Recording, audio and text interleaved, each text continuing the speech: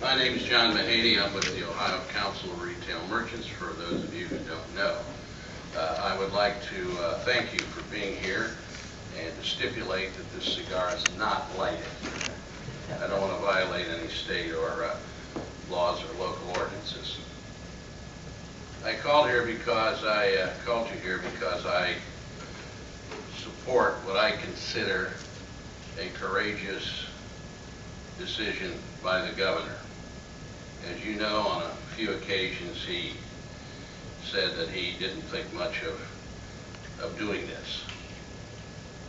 I will quote Ralph Waldo Emerson, Woody Hayes' favorite: "Foolish consistency is the hobgoblin of little minds," and certainly our governor is not foolishly consistent. I've been for this for some time, having nothing to do with anything except my own personal view. And I got this view several years ago when one of our groups had a convention at Kings Island and went off on a bus to Argosy for an evening of gambling.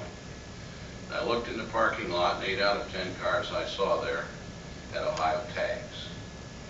Later, one of our groups had a meeting at Mountaineer in West Virginia.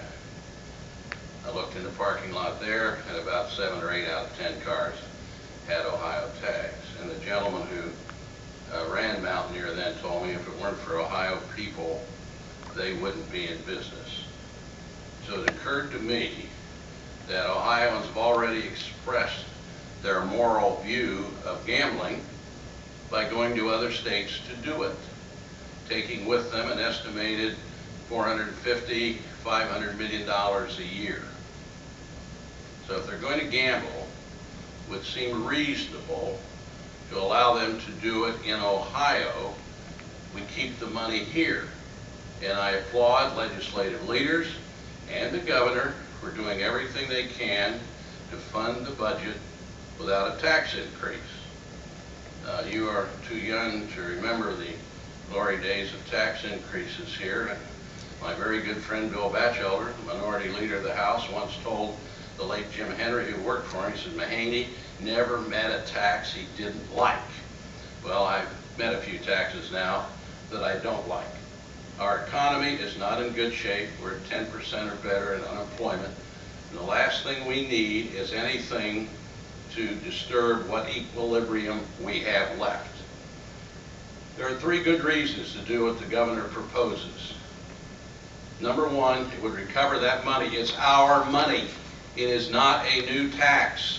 Our people are going out of state to gamble. They are spending money there. If they spent it here, the state coffers would be enriched. A second thing is that this whole thing boils down, everybody talks about good weather and oceans and stuff we don't have, culture and lifestyle. But we got to have some lifestyle. I don't think it would do much good for the state of Ohio to have our 7 racetracks, or most of them, boarded up. If you come into the state, what does that say to you? Ohio is on its last legs, is slowly going down the drain. I don't think we can afford that. Also, at one time, Ohio was the Kentucky of standard-bred breeding. The trotters and pacers came from Ohio.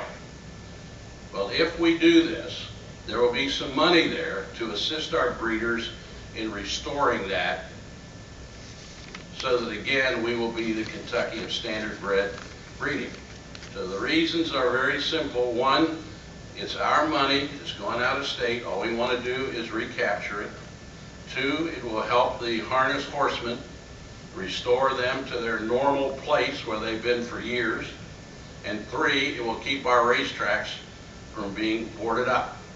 Now obviously there's going to be other needs financially that the state will have to deal with as to what taxes increase or whether they can cut enough. I'll stay out of that one. That's for the governor and the legislative leadership to do. But I do want to make it clear that it's difficult. Those of you who were at the news conference or saw it, the governor was an anguished man in making that announcement. It reminds me of what my dad told me some 60 years ago. John, always do the right thing. You will know what it is. Sometimes it's difficult to do. So it was difficult for the governor to do, but he did it, and I applaud him for that, and I believe he is right, and will tell anybody that who would ask me. If they don't ask me, I'll tell them anyhow. Now, we've put out a news release that you all have and can use as you wish, and I will stand here all day and answer questions if you want to ask me any. Restaurants, bars, etc. with slot machines? Well, my personal opinion, this is a personal opinion, that we should crawl before we walk. I think we should do the racetracks first, and then whatever follows, follows. You talk as if the only alternative to this is a tax hike, but there is another alternative, and that is more spending cuts. I think it will end up, Bill, a combination. Certainly there'll be more spending cuts, and whether that will do it or they'll have to jiggle some more tax money someplace, I don't know. I imagine if you asked them at this juncture, they wouldn't know either. But you're right, it's inevitable, I suppose. Well, no, wait, what's inevitable? A tax hike or more spending cuts? I would say there'll be more spending cuts, certainly, and it might be, they might be forced into a position to have to raise taxes a little bit. I don't know that. They don't know that at this point, I'm sure. The big effort will be to solve the problem by making cuts. How draconian they'll have to be, I don't know. That's where the rubber meets the road, and they'll have to make a decision. But they're certainly going to, both sides do not want a tax increase. And that makes it all the more important for us to recapture this money that's our money that we're shipping out of state. It doesn't make sense. There is no moral high ground here. The people have voted with their feet in their cars. And this is a very fair tax, because if you don't want to go to a gaming establishment, then you don't pay it. Only those people who want to gamble pay the tax. I don't know what could be more fair than that. Haven't the people also voted at the ballot box not to have horse track slots? They have voted primarily against casinos, and that primarily because you had certain people who wanted to write themselves into the state constitution. Nobody writes himself into the state constitution on this. If it's done right, and it will be, the state of Ohio will control everything. Tell you how much you got to pay to get in the bidding, what the state's cut's going to be, what hours you can operate.